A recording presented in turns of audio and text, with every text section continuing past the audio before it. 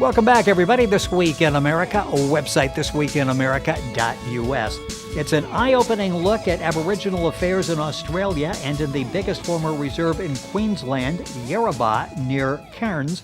The book, The Dying Days of Segregation in Australia, looks at a time when nearly 100 years of legal oppression and segregation of Indigenous people in Queensland came to an end. The author is Barbara Miller. She's a historian, mediator, teacher, pastor, psychologist, sociologist, and social justice advocate. In 1996, with her husband Norman, founded the Center for International Reconciliation and Peace, focused on healing the wounds of history and reconciliation between people. She's been recognized by worldwide who's who for showing dedication, leadership, excellence, and humanitarian affairs, a Bachelor of Arts with honors in psychology, and a postgraduate degree in sociology. Barbara Miller, author of The Dying Days of Segregation in Australia, case study in Yarrabah, with us on This Week in America. Barbara, welcome to the program. It is great to have you with us on the show. Thank you, Rick. Great to be here. I hope I pronounced Yarrabah correctly, and we will talk about that specifically during the program. Did I come closer this time than I did before? Yeah. Okay. This is a fascinating book and a really important part of history in Australia. And your interest, I understand, you were working as a university student on this project, Aboriginal advancement, back decades ago. Talk about how your interest started in this, and it became basically a lifelong project for you. Yes, it has. It was basically the Springbok tour of Australia. And there were a lot of demonstrations by university students and others throughout Australia to that tour in 1971. And Queensland government declared a state of emergency and sent the police out in force. And as a student, among others, we were chased down a hill, the Tower Mill in Brisbane, and many students were hurt. And at that time I said to myself, well, what's it like for Aboriginal people in Australia? And I thought, well, I don't really know any. And so I set about to find out, and it's been a lifelong journey. Yes, and you have such a unique perspective because you earned their trust. You were with them. You were able to really get to know them and understand the background. The book is The Dying Days of Segregation in Australia. Barbara, talk about that, because it took dedication on your part to be able to get to understand the mindset so you could really tell their story in an effective manner. Yes, well, basically I became friends with Aboriginal people and got to understand their point of view and promoted their point of view. And it's all about relationship, really. And so those relationships have stood the test of time and made a big difference. It was the Human Rights Commission who actually asked me to do this case study at Yarrabah, and that's how that came about. Indigenous people have been segregated on reserves there for nearly 100 years, and let's do a little bit of history going back to the Queensland Aborigines Act of 1897. Talk about that, because it's somewhat alarming when you look and you see the restrictions and even slaughter happened during this period. That's right. So the 1897 Act, which was restricting the sale of opium and protection of Aboriginal people at that time, it was basically to protect Aboriginal people, so-called, because of the outright slaughter on the frontier of white settlement. What it did, however, in removing them to reserves, set up a situation much like what happened in South Africa, in that was segregation on those reserves. So Aboriginal people could not leave those reserves without permits, enter those reserves without permits, marry or work without permits. And so a real apartheid or segregation system was set up.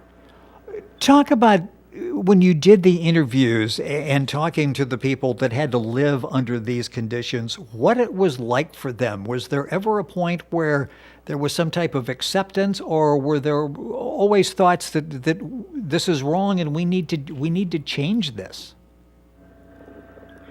Well, most Aboriginal people I spoke to, and certainly the people at Yarrabah, were very, very opposed to the Queensland Aborigines Act. And it was like a huge yoke around their neck. It seemed like it would never be taken off. But eventually in 1984 we got some changes. So that's very recent history. Our guest on the program by Skype from Australia is Barbara Miller, The Dying Days of Segregation in Australia, case study in Yarrabah. Her website, by the way, is barbara-miller-books.com. Information on the book there, all of Barbara's books, and you can link on directly by going to our website, thisweekinamerica.us. Again, barbara-miller-books.com. We go up to 1975 and the Racial Discrimination Act that happened in that year. Talk about that, because on the surface that would seem like, okay, we are making some progress, but it really didn't work that way, did it? Well, in most parts of Australia it had effect. Yes. But Queensland, we had a premier called Joe Bjelke-Petersen, and there was no way that he was going to let Canberra, the national government, tell him what to do, or any international legal effect either. So he completely opposed the Racial Discrimination Act, and so it absolutely made no difference in Queensland at all. Barbara Miller, our guest on This Week in America, talking about the book, The Dying Days of Segregation in Australia. That was 1975. In 1984, you write about a near fatal blow to segregation, and talk about that and the impact, and still there were some tough times after that. Yeah, so I say that in 1984, when the Community Services Act came in, that it sounded the death knell to segregation in Queensland, and it did.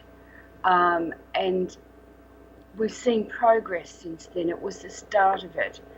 However, in 1984, Aboriginal people in Queensland, and in particular at Yarrabah, were not happy with the replacement legislation because they saw it as just a name change and not a real change. And as my book shows, there was still a lot of abuses in the new legislation and non-compliance with international human rights legislation. You mentioned the Human Rights Commission asked you to write the report, and you did, the case study of Yarrabah. Talk about their reaction, because there was some controversy at the time with the report. The report was a very honest one, obviously. Yes, I don't think they expected me to be as thorough as what I was, and to have as startling results as what I came up with. And what happened, it created a lot of controversy between the federal government and the Queensland government, so much so that my report at the time was put on hold for 2 years, and it wasn't until 1986 that it was published.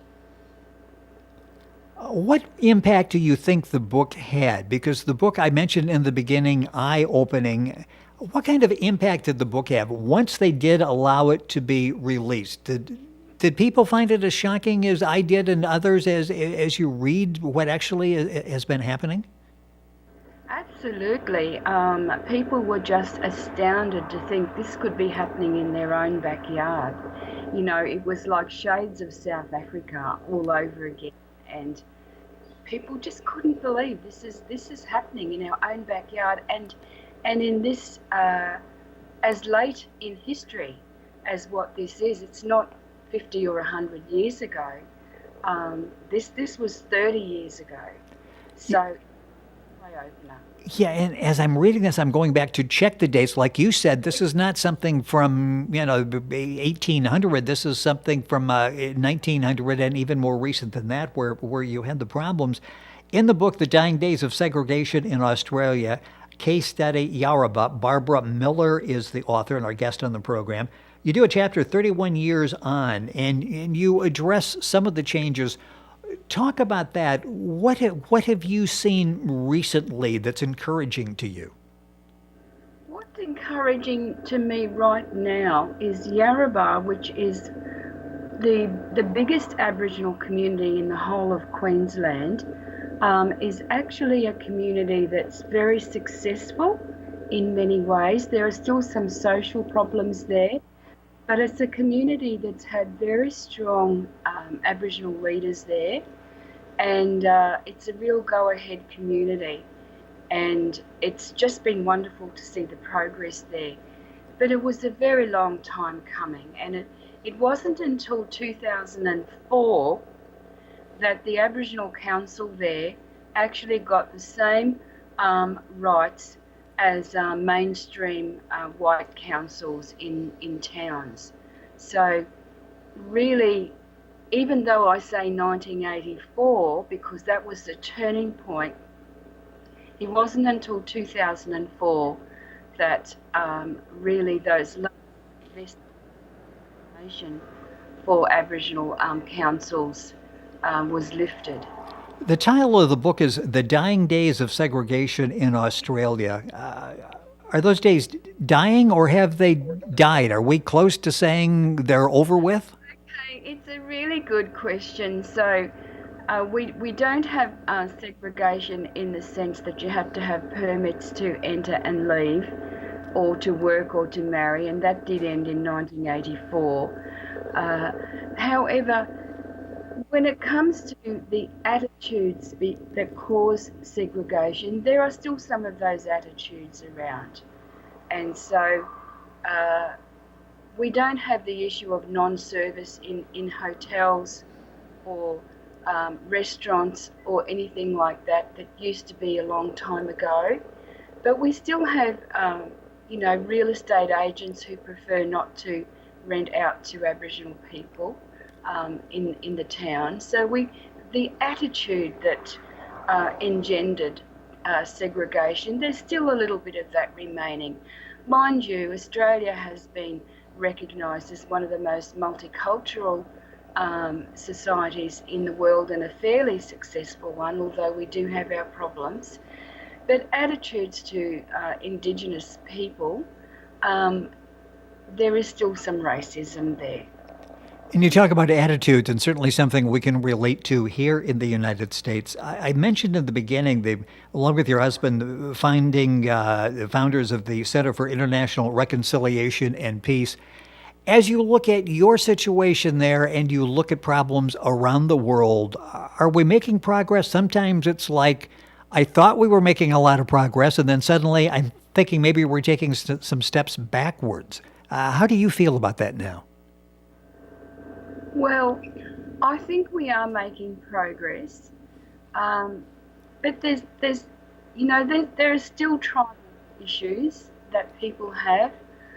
There's still inter-ethnic conflict in many parts of the world, and I think we have progress in pockets, but it seems in a sense like there's a bit of a revolving door. There's some issues that never seem to get answered. They come up again from time to time. My husband Norman and I just recently back from Israel, where we've been working to bring Palestinian and Jewish people closer together. So we've been to Zimbabwe some time back and working with Shona and Ndebele people. So we've done a lot, different places around the world, Vanuatu and places like that.